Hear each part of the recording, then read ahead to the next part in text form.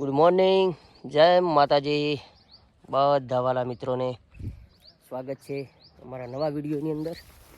અને સવારનો ટાઈમ છે, 8થી 8:30નો ટાઈમ થયો છે. અને આવી ગયા હતા વાંદરા, અમે આવી ગયા વાંદરા તગડવા. અને વાંદરા બહુ હેરાન કરે છે. સવારમાં દોડવાનું થાય છે ઠારમાં. અને માલ જો આ બીજા પ્લોટની અંદર મેં તમને બતાવ્યો હતો, એકદમ બઢિયા માલ, જોરદાર. જેટલું ચોમાસાની ઋતુમાં નુકસાન આવ્યું હતું એટલું ભગવાન ફરીથી માલ કન્ટિન્યુ કર્યો છે. હવે શું થાય છે જોઈએ આગળ. બાકી તો માલ તો જુઓ અત્યારે બહુ એટલે બહુ મસ્ત લાગ્યો માલ, બરાબર.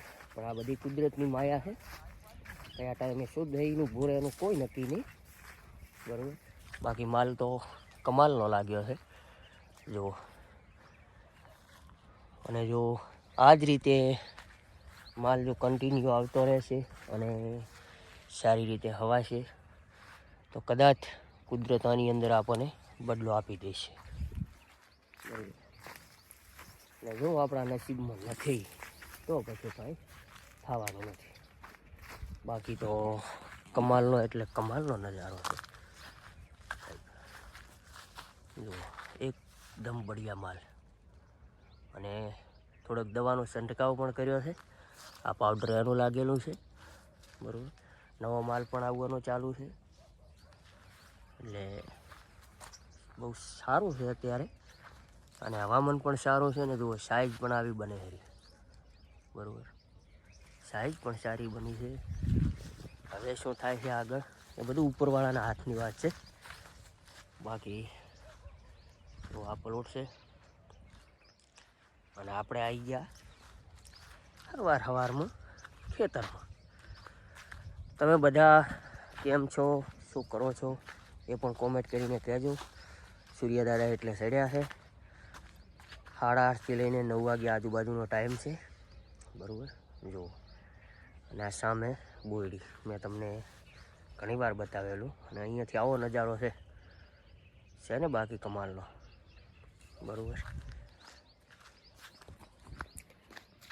કમાલનો નજારો છે અત્યારે. બાકી દિવસે વાંદરા, નાઇટમાં રોજડા ને ભૂંડરા, આ બધું રહેવાનું. અને આની અંદર પણ માલ ઉતાર્યા પછીનો નવેસરનો જોરદાર માલ છે જો. એમાં પણ લટકણીઓ આવ્યો છે. અને આની અંદર નવેસરનો માલ જુઓ, કમાલનો માલ આવ્યો છે.